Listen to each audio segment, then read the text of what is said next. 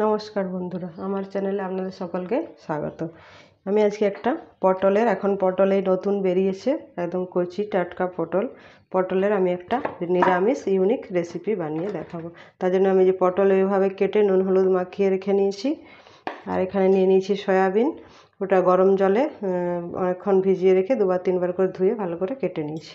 আর নিয়ে নিয়েছি এখানে দুটো আলু, এটা বয়েল করা মানে সেদ্ধ করা আলু। এটাই হচ্ছে এর মেন স্পেশালিটি। চলুন শুরু করা যাক। কড়াই বসিয়ে দিলাম, কড়াই গরম হয়ে গেছে, এতে দিয়ে দিচ্ছি আমি 1-1.5 চামচের মতো তেল। এরপর পটলগুলো আগে ভালো করে ভেজে নেব।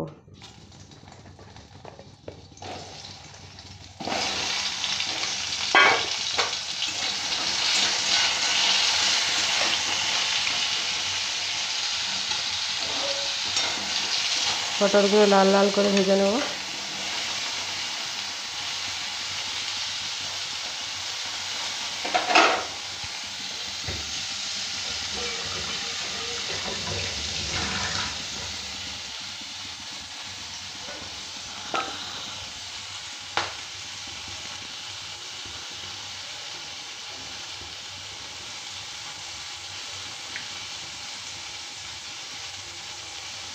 নিরামিষের দিনে এই রান্নাটা করলে খুবই খেতে দারুণ লাগে। এবারে উল্টে পাল্টে ভালো করে লাল লাল করে ভেজে নিতে হবে।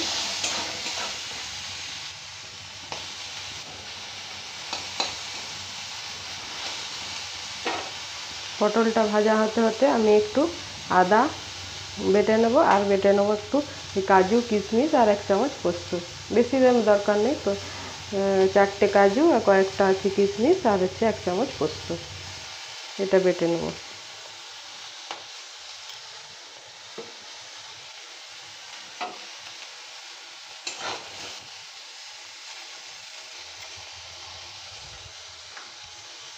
এই যে বেটে নিলাম, আর এই আদা বেটে নিয়েছি। পটলগুলো আমার ভাজা হয়ে গেছে, এখন লাল লাল ভাজা হয়েছে, এত নরম কচি যে এখনই সেদ্ধ হয়ে গেছে। এগুলো আমি এবার তুলে নিচ্ছি।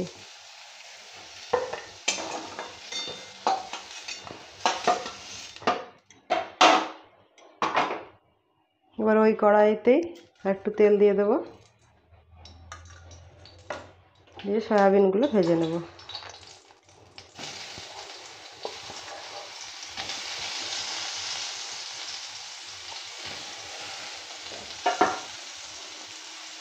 সয়াবিনগুলো একটু নেড়ে চেড়ে ভেজে নেব।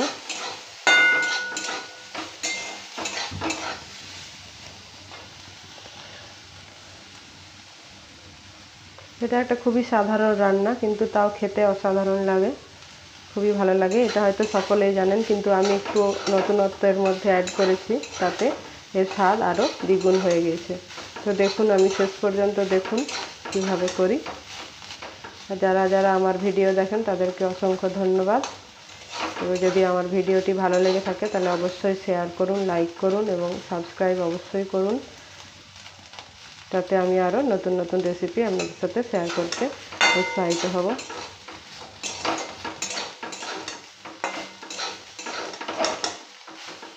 সয়াবিনগুলো ভাজা হয়ে গেছে, বেশি ভাজার দরকার নেই, শক্ত হয়ে যাবে। এগুলো আমি এবারে নামিয়ে নিচ্ছি, এই পটলের সাথে রেখে দেবো।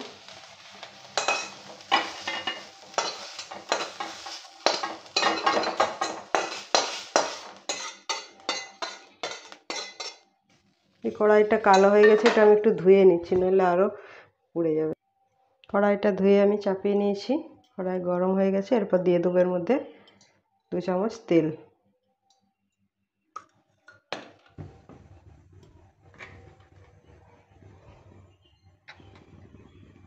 দিয়ে দিচ্ছি 1 চিমটি হলুদ গুঁড়ো। আর এখানে আমি 2টো আলু সেদ্ধ করে রেখেছি, কেননা এটা সেদ্ধ করে দিলে এটা স্বাদটা অন্যরকম হয়ে যায়, এটাই এই জন্য এর স্পেশালিটি। বললাম না প্রথমেই, সেজন্য আমি আলুটাকে সেদ্ধ করে গোটা আলুটা সেদ্ধ করে ছাড়িয়ে পিস পিস করে কেটে নিয়েছি। এটাতে টেস্টটা আরও দ্বিগুণ হয়ে যায়। এগুলো দিয়ে দিচ্ছি। এবার একটু একটু ভেজে নেব।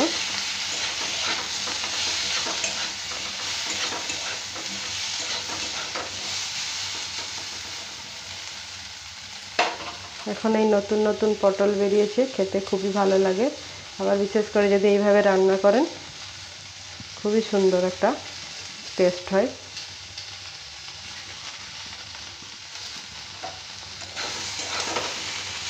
আলুটা একটু ভাজা ভাজা করে নেব।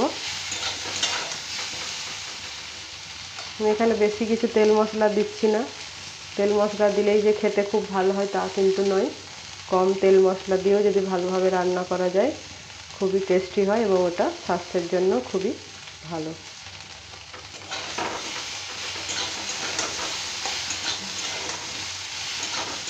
আলুটা আমার ভাজা ভাজা হয়ে গেছে। এবার আমি দিয়ে দেবো আদা বাটা। একটু জল দিয়ে দিচ্ছি, দিয়ে ভালো করে কষিয়ে নেব মশলাটা।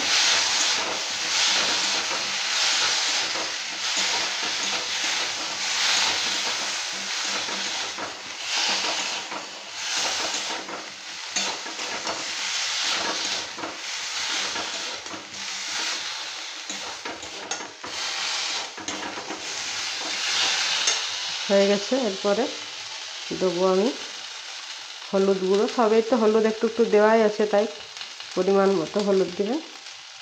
আর দিয়ে দেবো 1 চামচ জিরে গুঁড়ো, 1 চামচ ধনে গুঁড়ো, আর 1/2 চামচ লঙ্কা গুঁড়ো। ঝাল নিজেদের পরিমাণ মতো দেবেন। আর দিয়ে দিলাম 1 চামচ লাল লঙ্কার গুঁড়ো, এটাতে কালারটা ভালো আসবে। তার পরিমাণ মতো নুন, কেননা নুন পটলে দেওয়া আছে, শুধু এই আলু এবং সয়াবিনের মতো নুন দিতে হবে দেখে। তারপর একটু জল দিয়ে দেবো, এটা একটু ভালো করে কষিয়ে নেব।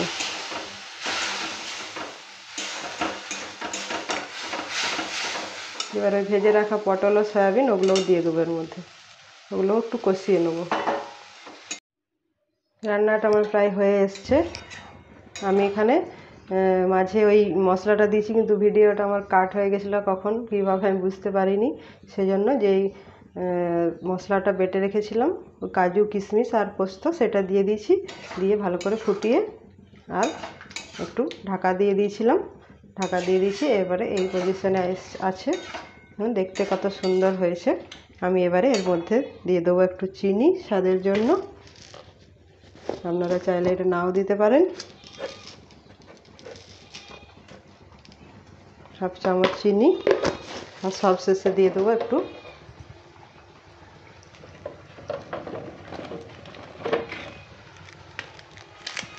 গরম মশলার গুঁড়ো।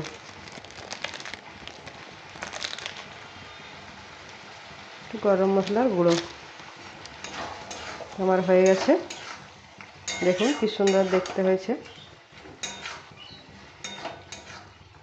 কম তেল মশলা দিয়ে একটি দুর্দান্ত স্বাদের, একটু নতুনত্বভাবে এটা করা হয়েছে। আমি এবারে গ্যাস বন্ধ করে দেবো।